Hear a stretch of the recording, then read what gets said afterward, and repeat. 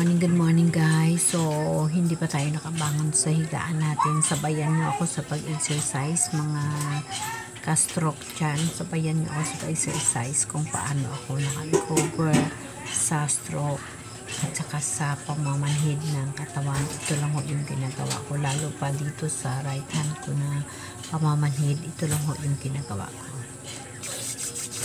1 minute. Minsan nag-accounting na lang ako ng 60.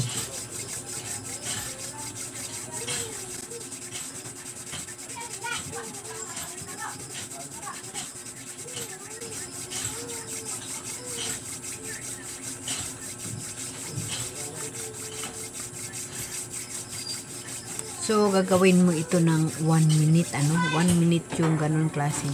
So, after 1 minute sa ganito, tapos na itong 1 minute na ganito. Pero naman natin sa ating mukha yun.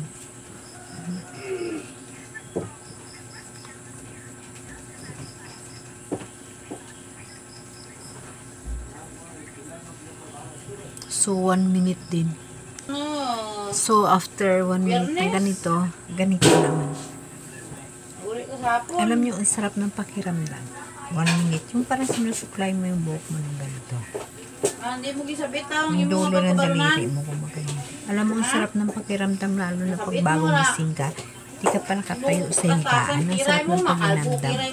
Tuloy-tuloy nyo lang ng ganun. Ganun. Nag-aingay na yung nanay sa mga estudyante.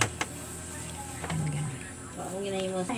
So, after ng ganito, na sinusuklay ang buhok, nakaka-relax ang katawan. So, ito, dalawang kamay. Ganyan dito sa inga. So, ako dahil hindi ko pa ito magalaw, gumaganyan pa, pero dapat nakaganon siya.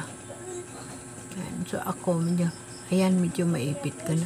1 minute din. So, after 1 minute na ginaganyan yung taingan natin, nakaka-relax. So, itali natin muna yung ating buhok. Nakaka-relax yung pakiramdam. Isa yan sa nakatulong ng pamimigat ng ating ulo. Yung sa utak natin. Kasi bilang ng stroke, may mga diferensya tayo dyan.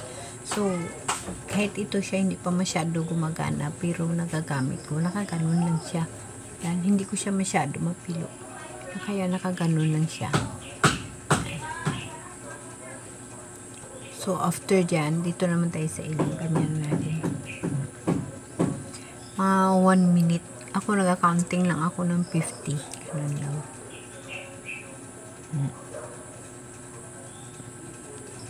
So, matapos yung ganito natin, 1 minute din. Basta 1 minute. Ganyan. Massage natin yung dito natin. Ganyan. So, dito ko wala nang hihigpit yan dyan. Pero sa kanang side ko, kasi yan yung diferensya ng stroke natin. Yung ditong liig ko, may matigas. Kaya dahan-dahan lang ako dyan. 1 minute din. Ito ko dito guys, yan. May matigas yan dyan na part. Na yun yung sumpay sa mga nerve ko na may diferensya. So, 1 minute din yung ganito natin. 1 minute. 1 minute din kailangan natin. So, bilang na stroke dito ho, masakit yan. Pero tinitiis ko lang. Pero dahan-dahan lang.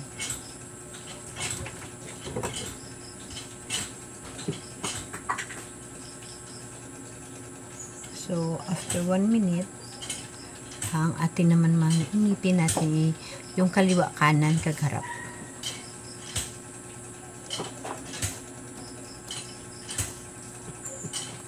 Yan, nakakata. 1 minute din natin. Kailangan yung parang yan. 1 minute din.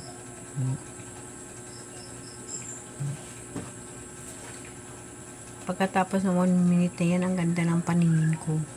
So, pagkatapos dyan, sa dibdib tayo, yung dibdib. Magluhod na ako kahit dapat nakatayo, pero hindi ako masyado nakaano sa tayo. So, ganun. Ayan. 1 minute din. Ayan.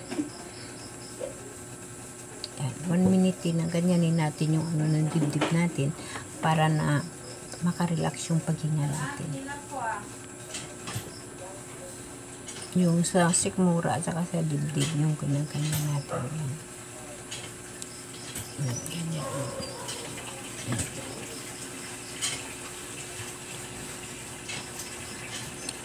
So, 1 minute din. After nito, ang last natin, yung ito natin. Ganyan natin.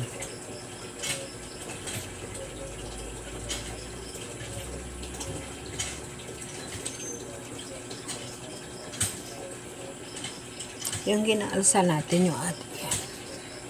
Maganda pag nakatayo tayo.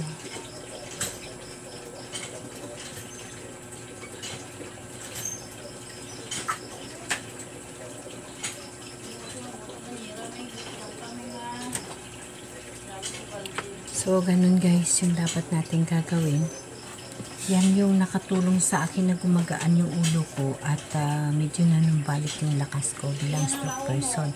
Isa ho yun guys sa ginagawa ko tuwing umaga or every other